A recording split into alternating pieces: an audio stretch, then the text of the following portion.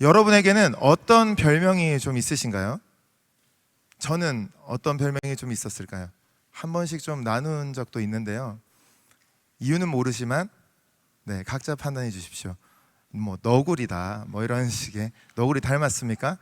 또 한편으로는 저희 함께 샬롬과 사역하면서는 무슨 호도 붙여줬습니다.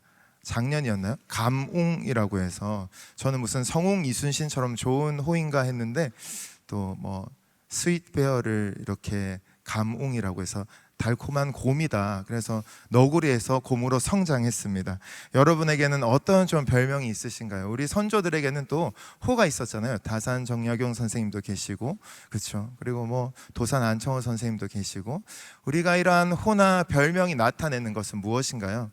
우리의 외모적인 부분일 수도 있지만 또 우리의 내향적인, 성향적인 부분들, 우리가 어떤 사람인지를 나타내는 그런 수식어일 수도 있는데요. 또한 나를 어떤 사람입니다 라고 소개할 때도 그 앞에 무엇인가를 붙여서 우리의 정체성을 나타내기도 합니다.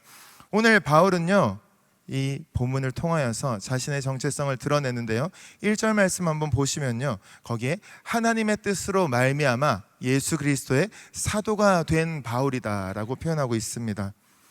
그리고 2절에서 또 골로새 교인들에 대해서 설명하는데요, 골로새 교인들 성도들이다 라고 하면서요, 그들을 그리스도 안에서 신실한 자다라고 이야기하고 있죠. 사랑하는 여러분, 여러분 앞에는 어떠한 수식어로 좀 불리시길 원하십니까? 오늘 이 본문을 통해서 우리 갈릴리도 샬롬도, 그렇죠? 그리고 이곳에 계신 모든 청년분들과 성도님들도 그리스도 안에서 신실한 누구누구라고 불리시는 그러한 은혜가 있길 간절히 소망합니다. 아멘. 그런데요, 골로새 교회가 어떤 곳이었나요, 여러분? 지금 튀르키예 서부 쪽이라고 하는데요, 서쪽 지역에 이 루코스라는 혹은 라이코스라는 계곡이 있습니다. 그 계곡을 중심으로 히에라볼리, 그리고 라오디게아, 그리고 그 밑에 골로새라는 지역이 있는데요, 그러다 보니까 이 세 지역이 그 계곡으로 찾아 들어오는 많은 관광객들 덕분에 또 무역 상인들 덕분에 많이 발전했다고 해요. 그런데 라오디게아는 이 세계 도시의 행정 중심 구역으로서 굉장히 부를 계속해서 부유한 도시라고 불리고 있었고요. 히에라볼리는 오늘 같은 날 굉장히 좀 가보고 싶은 곳인데 온천이 있습니다. 그래서 온천이 굉장히 유명해가지고 이곳도 그 이후에도 계속 관광지로 각광을 받았어요. 반면 골로새 지역은 좀 그런 부분에서는 뭐 이렇다 할 만한 것이 없어서 상대적으로 좀 쇠락하였던 그런 도시, 바울이 살았던 그 시대에 골로새는 그런 곳이었습니다. 그러다 보니까요, 그곳에는 주로 이방인들이 많이 살았고요, 또 유대인들의 일부도 살았고요, 그렇게 많은 민족들이 모여서 살고 있었던 것이죠. 그리고 아까 전에 말씀드렸던 것처럼 많은 이들이 들어왔다 나갔다 지나쳐 가니까 그곳에는 여러 가지 문화도 혼재되어 있었습니다. 그래서 오늘의 이 골로새서를 쓰게 된 배경 가운데에는 이들의 신앙, 예수님이면 충분하다, 우리 구원에 있어서 부족한 것이 없다라는 것을 깨닫고도 이 이단의 사설들, 예수님만으로는 안 될 것 같아 라는 그러한 이단들의 이야기로부터 이 성도들과 교회를 보호하기 위해서 바울이 이 서신서를 쓰게 된 것이죠. 지금 무슨 말인가요? 골로새 사람들이 무엇이라 불렸다고요? 2절에서 그리스도 안에서 신실한 그런 형제들이다 라고 표현되어지는데요, 그런데 그것이 평안할 때 이루어진 것이 아니라 굉장히 좀 어려운 시절, 혼탁한 시절, 많은 것들이 혼재되어 있는 어려움 가운데에서도 그렇게 불렸다라는 것입니다. 사랑하는 여러분, 여러분의 삶은 또 오늘날 여러분이 두 발 딛고 살아가고 계신 이 시대는 좀 어떻게 느껴지십니까? 무엇인가 분명한 것이 있다기보다는 참 어떻게 해야 될지 막연하기도 하고요, 모든 것이 다 존중되는 것 같지만 오히려 더 이전보다 혼란스러워지는 것 같기도 하고요. 그 가운데서 우리는 이 청년의 때를, 그리고 우리에게 주어진 이 삶을 어떻게 결정하고 그 길을 가야 될지 사실 하나님의 뜻을 늘 구할 수밖에 없는 시대인 것 같습니다. 그러한 우리 삶 속에서 우리가 함께 나눌 이 골로새서, 이 본문들이, 이 말씀들이 참된 진리가 되어서 우리의 빛이 되어주고 길이 되어주시길 간절히 소망합니다. 그렇다면요, 이 골로새 교인들은 어떻게 이러한 힘든 상황 속에서도, 어려운 상황 속에서도 그리스도 안에서 신실하다라는 그러한 이야기를 들을 수 있었을까요? 오늘 본문을 통해서 우리는 신실함의 그 내용은 무엇인가, 그리고 그 기초는 무엇이었는가, 그리고 이렇게 신실하게 쭉 살아올 수 있었던 원천은 무엇이었는지 함께 살펴보고자 합니다. 먼저 우리 4절 말씀 함께 한 목소리를 읽겠습니다. 4절입니다. 시작. 이는 그리스도 예수 안에 너희의 믿음과 모든 성도에 대한 사랑을 들었음이요. 아멘. 감사의 이유, 3절에서 보시면 바울이 감사하노라라고 이야기하는데요, 감사하는 것이 바로 이 골로새 교인들이 신실하다라는 것에 대한 감사였죠. 그런데 그 신실함의 내용이 바로 방금 읽으신 4절에 나왔습니다. 바로 그리스도 예수 안에서 너희의 믿음과 그리고 모든 성도에 대한 사랑을 들었다라고 이야기하고 있죠. 바로 믿음과 사랑이라는 것입니다. 우리가 한번 먼저 믿음에 대해서 생각해 보고자 하는데요, 여러분, 지금 여러분의 영적인 상태, 믿음은 얼마나 좀 견고하십니까? 견실하십니까? 혹은 깊으십니까? 무엇으로 척도를 잡고 어떻게 가늠해야 될지 잘 모르겠지만 우리에게 믿음은 굉장히 중요한 것이다, 흔들리지 않아야 하는 것이다, 더욱더 단단해져야 되는 것이다 라는 정도의 이해는 우리가 같이 하고 있는 것이죠. 그런데요, 여기서 무엇이랍니까? 이 믿음이라는 것 자체가요, 우리가 믿습니다 라는 어떤 의지적인 결단 이전에 그 앞에 그리스도 안에 라고 표현하고 있습니다. en 크리스토라는 것이죠. in Christ라는 것, 무슨 말일까요? 우리의 믿음의 그 모든 근거가 어떻게 보면 나의 의지와 나의 지금의 상태와 그 어떤 것이 아니라 오직 그리스도 예수 안에 달려 있다라고 말씀하고 있는 것입니다. 사랑하는 여러분, 우리 삶에서 어떠한 것을 선택할 때 무엇을 기준으로, 무엇을 우선순위에 두고 그렇게 결정하십니까? 우리가 기도하고요, 또한 주시는 마음과 뜻을 따라가려고 애쓰고요, 그렇게 살아내는 그 가운데에서 이 믿음이라는 것 어떻게 좀 느껴지십니까? 그리스도 안에 있는 믿음 알겠습니다. 그런데 그거 어떻게 하는 거예요? 사실 오늘의 이 본문이 이야기하고 싶은 것은요, 바울이 감사의 영역으로 지금 이 3절에서 8절까지의 이야기를 풀어나가는데요, 그 첫 번째로 믿음에 대해서 이야기하잖아요. 그 믿음조차도 하나님께서 우리에게 주신 믿음이라는 것이죠. 그렇기 때문에 우리는 나의 믿음의 약함과 부족함과 흔들리는 모습에 너무 연연할 필요가 없습니다. 애쓰지 않아도 됩니까? 그런 이야기가 아니라요, 그 믿음의 모든 것, 근거, 기초, 그 모든 것이 다른 것이 아니라, 나의 상태와 나의 실력에 있는 것이 아니라, 나의 상황에 있는 것이 아니라 오직 그리스도 예수 안에 있다라고 말씀해 주고 계시기 때문입니다. 사랑하는 여러분, 우리가 다른 것들, 나의 믿음은 정말 안녕한가, 괜찮은가, 평안한가 라는 것들을 다시 한번 돌아보실 때에요, 다른 것보다 어떠한 염려나 불안과 여러 가지 다른 생각들보다 오직 예수님께 우리의 모든 것들을 내어드릴 수 있는 은혜가 있길 간절히 소망합니다. 아멘. 나의 중심에 예수님만 모시기로 다시 한번 결단하시는 은혜가 있길 간절히 소망합니다. 그렇게 나아갈 때 우리의 믿음은요, 실체가 될 것입니다. 우리가 살아가는 그 실제적인 삶의 영역에서요, 분명히 실현되어지는 믿음, 그리스도 안에서 흔들리지 않을 수 있는, 흔들린다 하여도 결코 변하지 않는 그 믿음에 기초해서, 근거해서 우리가 신실하게 살아갈 수 있다라는 것이죠. 이어서 이 믿음을 통하여서 주어진 것이, 열매 맺은 것이 무엇입니까? 모든 성도에 대한 사랑이다라고 본문은 이야기하고 있는데요, 여러분, 사랑이 얼마나 충만하십니까? 참 사랑하는 사람을 깊이 사랑하는 것도 우리에게 때로는 쉽지 않을 때가 있죠. 다들 아시겠지만 저는 저희 딸을 엄청 사랑한다라는 것을 주변 분들이 그렇게 이야기를 해주시더라고요. 그런데 유별나다는 얘기를 듣지만 그런 저도 저희 딸을 볼 때 속상할 때가 있고, 또 왜 이렇게 말을 안 듣나 라는 생각이 들 때도 있습니다. 그런데 그때마다 우리가 다시 생각하게 되는 것, 주님이 나를 생각하실 땐 이것보다 훨씬 더 속상하지 않으실까라는 생각을 하게 되는데요. 이 사랑이라는 것이요, 우리가 컨디션이 좋을 때 그때는 너무 충만하고, 또 관계가 좋을 때 그때는 마냥 잘해줄 수 있는 그런 것일까요? 그러면 반대로 내가 컨디션이 안 좋고 피곤하고 힘들고 아프고 이러면 그 사랑이 줄어들까요? 사실 이 사랑에 대해서는요, 지난주에 저희 이제 리더 그룹의 귀한 우리 지체한 분이 또 그런 마음을 나눠줬습니다.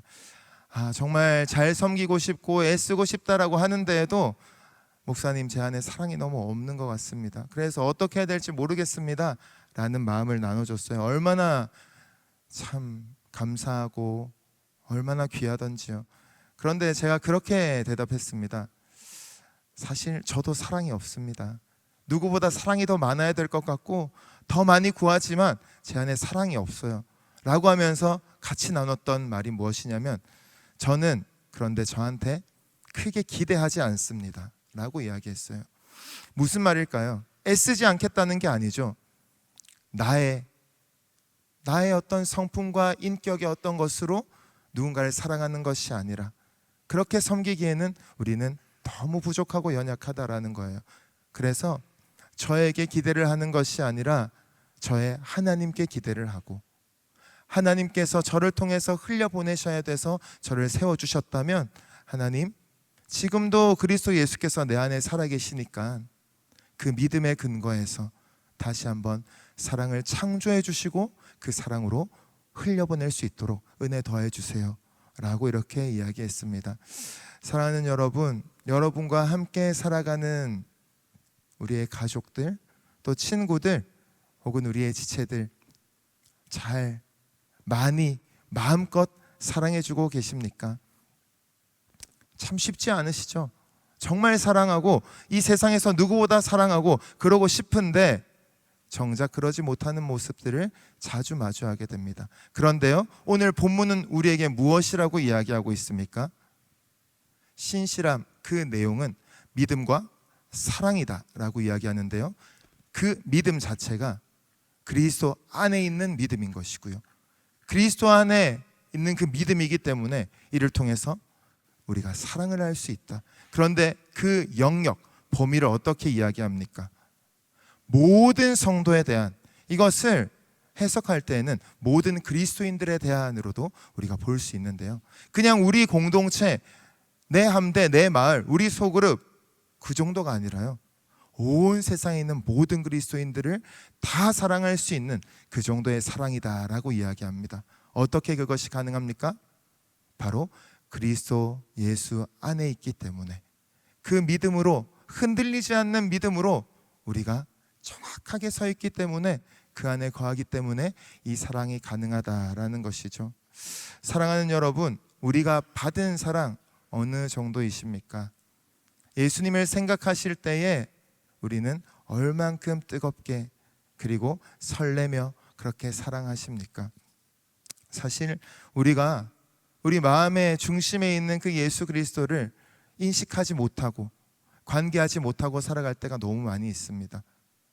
이 믿음과 사랑에 대한 이야기를 1차적으로 좀 매듭을 지으면서요, 이 안에 있다라는 표현을 우리가 같이 나눴는데요, 이 안에 있다라는 것은 사실 믿음의 대상을 이야기하는 것이 아니라 범위, 영역을 이야기하는 것이거든요.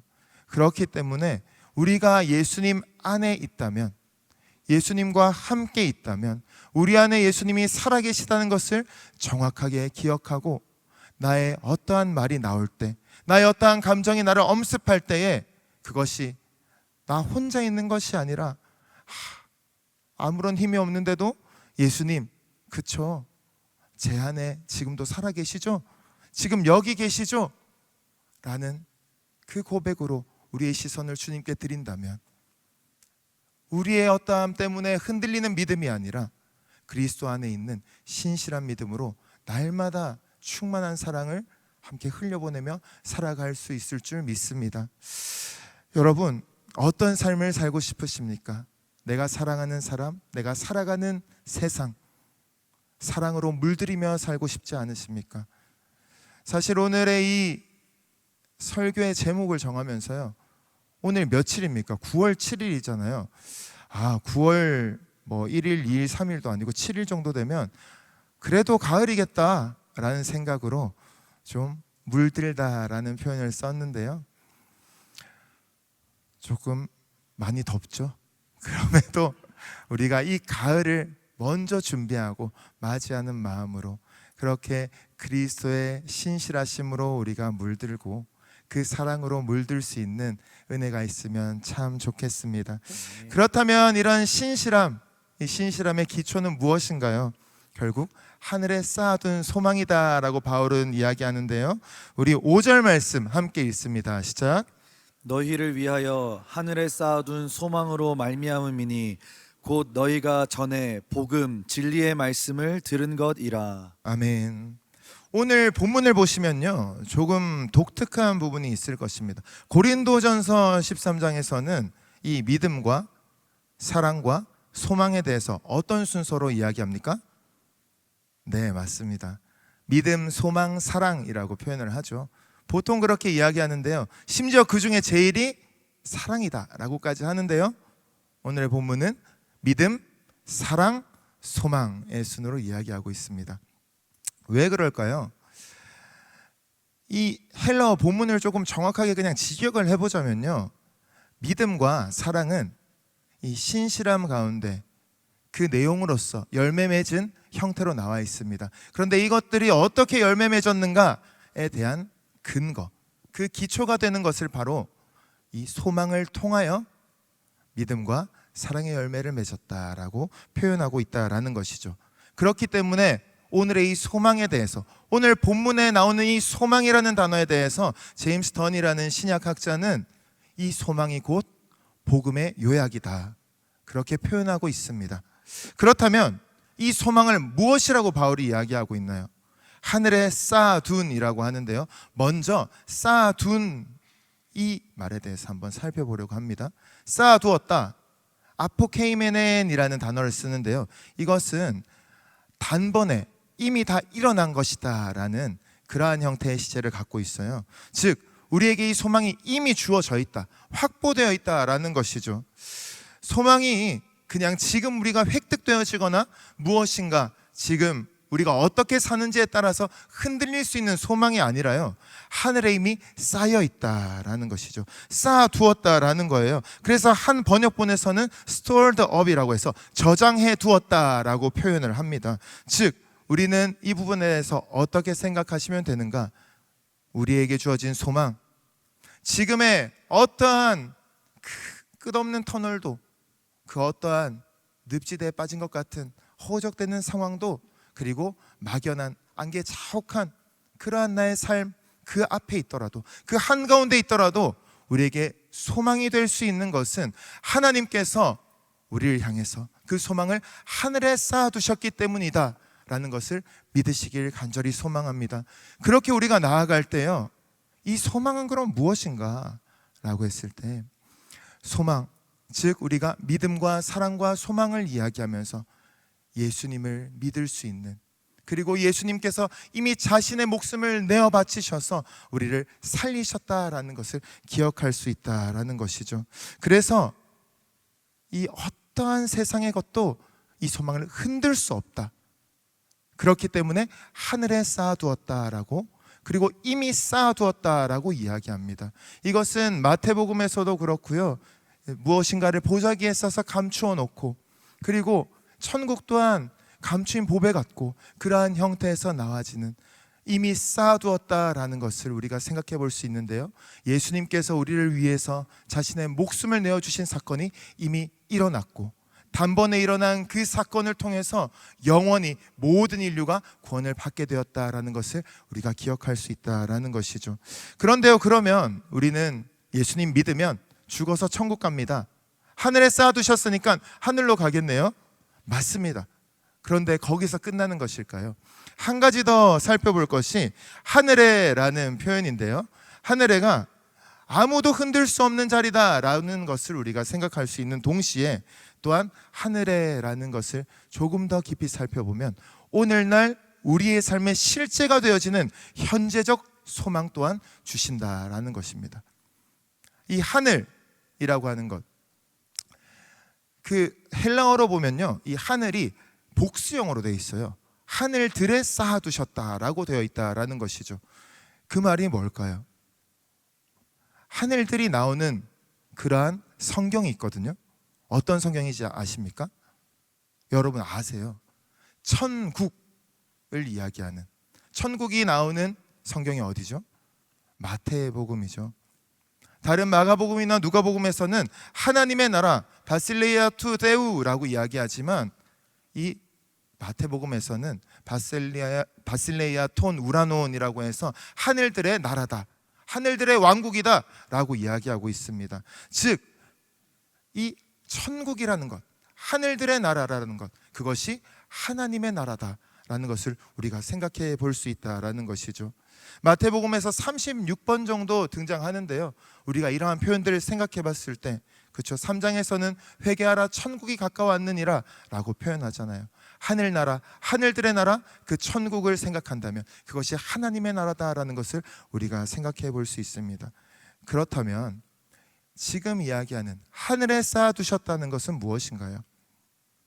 세상이 절대로 손댈 수 없고 그 어떠한 상황에도 흔들리지 않는 소망, 그것을 우리에게 주셨다. 그것이 십자가의 복음이고 그 복음의 능력이다라고 말씀하고 계신 건데요, 그것이 결국 하나님 안에 붙들려 있다라는 것을 이야기하는 것이죠. 앞서 우리가 나눴던 이 사랑에 대한 부분에서도요, 사실은 거기에 보시면 모든 성도들에 대한 사랑이 있다라고 할 때 붙잡고 있다라는 단어가 나와 있는데요, 그것이 요한일서 4장 16절에서 이야기하는 하나님께서 우리를 사랑하시는 사랑이다라고 할 때 우리 안에 하나님께서 꽉 쥐고 계신 사랑이다라는 표현에서 나오는 동사와 동일한 동사를 쓰고 있습니다. 무슨 이야기인가요? 결국 우리에게 주시는 소망, 그 어떠한 상황과 그 어떠한 감정과 그 어떠한 어려움도 우리가 능히 이겨낼 수 있고 버텨낼 수 있고 살아낼 수 있는, 결국에는 성취되어질 그 영원한 나라, 그것이 하나님께 붙들려 있다라는 것을 말씀하고 있습니다. 사랑하는 여러분, 하나님은 무엇인가 부족해서 우리에게 찬양해줘, 나 인정해줘, 나 높여줘 라고 하는 분이 아니신 줄 아시죠? 그래서 요한복음 10장 10절에서는 이렇게 이야기하십니다. 내가 온 것은 양으로 생명을 얻게 하고 더 풍성히 얻게 하려고 오셨다라고요. 즉 우리가 이 땅을 살아갈 때에요, 그냥 구원받았으니까 죽어서 천국까지 라는 그것뿐만 아니라 이 땅에서 그 영생, 영원한 하나님의 나라를 누리길, 더 풍성히 누리길 원하시는 분이 우리 주님이시라는 것입니다. 그러한 주님을 바라본다면 우리는 어떻게 나아갈 수 있습니까? 바로 이 땅에 이미 임한 하나님 나라를 살아내면 된다라는 것이죠. 우리가 어떤 것을 선택하는가, 나의 감정에 때로는 그렇죠, 힘들고 우울하고 무엇인가 그런 멜랑콜리해지는 그런 상황 속에서, 억울한 상황 속에서 그러한 감정에 더 깊이 침잠하고 싶을 때도 있습니다. 하지만 우리는 그 모든 상황 속에서, 그 어떠한 자리에서도 다시 한번 눈을 들어서 주님 안에 거할 수 있는 것이고, 무엇인가를 선택하는 기로 앞에서 항상 예수님의 나라, 예수님이 왕이 되시는 그 자리로 우리는 들어갈 수 있다라는 것이죠. 어떻게요? 예수님이 이미 저와 여러분 안에 살아 역사하고 계시고 지금도 신실하게 계시기 때문이신 줄 믿습니다. 그러한 하나님 나라의 소망으로 우리의 모든 삶 너끈히 이겨내시고 넉넉히 승리하시는 인생 되시길 간절히 소망합니다. 아멘. 마지막으로 살펴볼 것은요, 그러면 이 신실함, 그 기초, 하늘에 쌓아두셨고 그래서 우리에게 영원한 나라 가운데 아무도 흔들 수 없는 것이고 동시에 이 땅에서 마음껏 누릴 수 있는 것입니다. 예수님 안에 있을 때, 그리스도 안에 있을 때 누릴 수 있는 것입니다 라는 것 알겠는데요, 이것의 원천, 근원이 되는 것이 무엇인가 라고 했을 때요, 그것을 6절에서 이렇게 이야기합니다. 6절 말씀 함께 읽습니다. 시작. 이 복음이 이미 너희에게 이름에 너희가 듣고 참으로 하나님의 은혜를 깨달은 날부터 너희 중에서와 같이 또한 온 천하에서도 열매를 맺어 자라는도다. 아멘. 여기서 나와 있는 말씀을 보면요, 복음이라는 단어, 그것은 5절에서 앞서 말한 복음, 진리의 말씀이라고 되어 있는데요, 나와 있는 그 말씀 그대로 한번 직역을 해보자면요, 그 말씀, 복음의 진리라고 되어 있습니다. 복음의 진리인 그 말씀을 듣고서 그렇게 되었다라고 이야기하고 있는 것이죠. 그런데 이때 그 말씀이라는 것이 지칭하는 게 무엇일까요? 바울은 자신의 서신서들을 쓸 때 꼭 그렇게 이야기합니다. 말씀을 그냥 쉽게 쓰지 않습니다. 이 말씀은 바로 십자가를 중심으로 생각하게 만든다라는 것이죠. 그렇다면 우리는 이 이야기를 어떻게 풀어갈 수 있을까요? 바로 복음, 말씀 그 자체이신 예수 그리스도께서 우리 이 땅에 오신 것, 요한복음 1장 14절에서 말씀이 육신이 되어 우리 가운데 거하심에라는 구절이 있듯이 그렇게 오신 예수님, 그분 그 자체가 말씀이다라는 것을 기억할 수 있다라는 것이죠. 앞서 우리가 살펴본 믿음도 사랑도 소망도 심지어 이 복음, 말씀 그 자체도 모두 다 예수님을 가리키고 있다라는 것을 우리가 분명히 알 수 있는 자리가 됩니다. 그래서 이 말씀으로 오신 예수님이 이사야에서 이야기하는 것처럼 죄가 이 땅에 들어와서 하나님과 인간 사이를 갈라놓았다라고 하는데, 그 자리 가운데 자신이 화해자가 되어주시고, 그래서 고린도서에서 이야기하는 것처럼, 그렇죠? 이 십자가가 믿지 않는 자들에게는 미련한 것이지만 믿는 자들에게는 능력이 된다라고 이야기하는 것이죠. 결국에 우리가 이 복음, 이 말씀을, 예수 그리스도를 바로 바라볼 때에요, 예수님을 어떻게 알고 그래서 그 안에 거할 수 있다면, 제대로 알고 그와 함께 살아갈 수 있다면 이 복음의 능력이 흥왕케 되어진다라고 이야기합니다. 그래서 계속한 그 본문에서 이야기하는 것은요, 이 복음은 온 천하에 열매를 맺고 자라간다라고 이야기합니다. 이때 이 복음이 열매를 맺고 자라간다라는 표현이 어떠한 사람이 막 애를 써가지고 그 사람의 공로로 인해서 그렇게 이루어진다라고 이야기하지 않아요.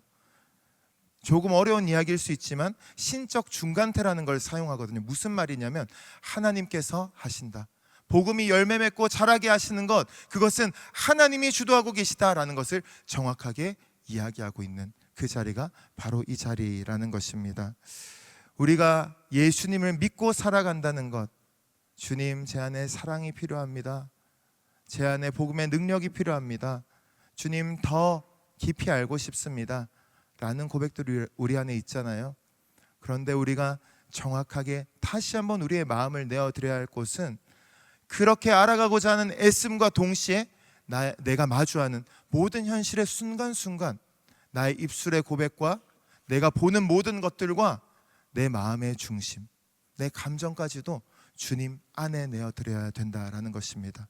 그렇게 복음의 능력을 의지하면서 저는 할 수 없지만 하나님께서 주도하고 계신 줄 믿습니다, 나를 살피고 계시고 나를 결코 고아처럼 내버려 두지 않으시는 분, 그분이 우리 주님이십니다 라고 고백하며 나아가실 때, 그리스도 안에 거하고자 애쓰며 우리가 다시 한번 주님 안에 거할 때에, 그때 복음의 능력은 우리 가운데서 우리를 다시 일으키는 힘이 될 줄 믿습니다.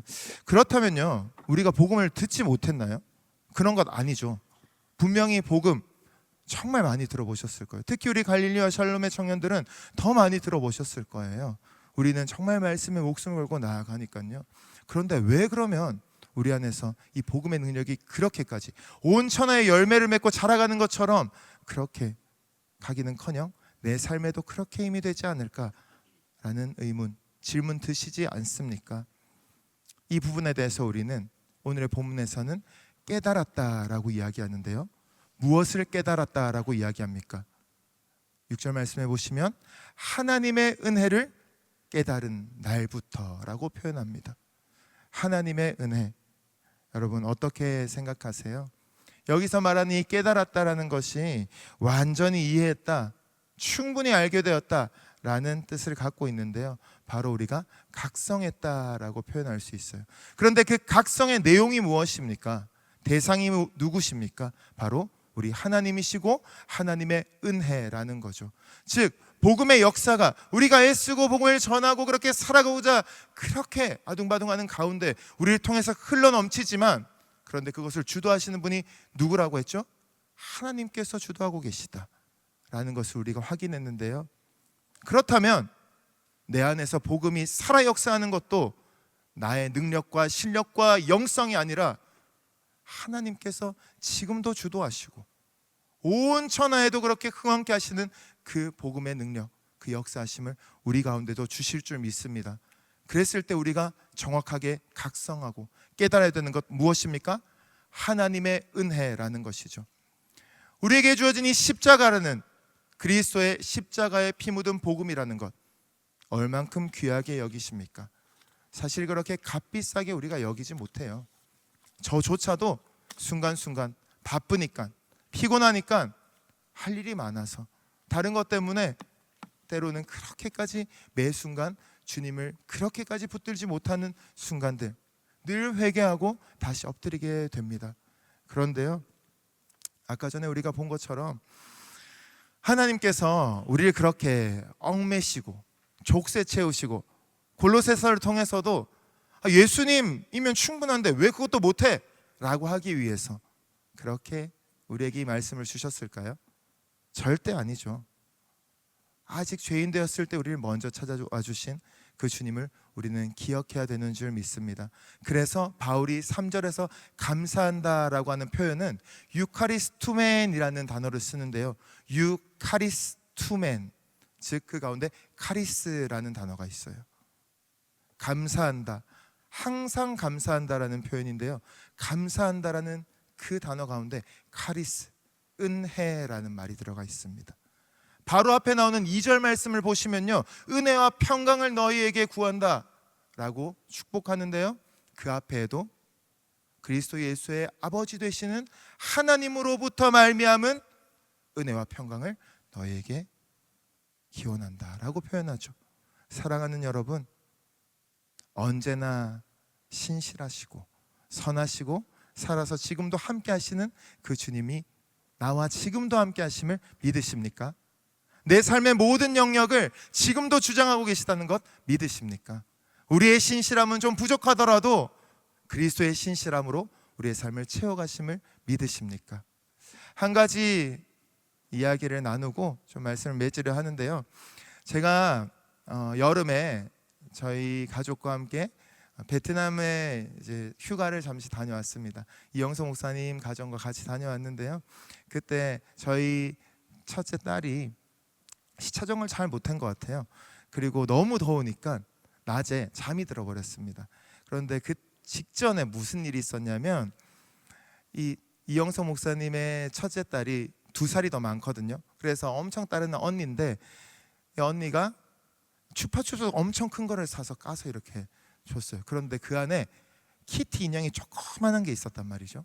그래서 저희 하이미는 너무 소중하게 그걸 꼭 쥐고 있었어요. 근데 저는 쥐고 있는 줄도 몰랐죠. 잠들어서 안고 이동해야 돼서 이동하려고 하는데 갑자기 누가 달려와서 툭툭툭 저를 치는 겁니다.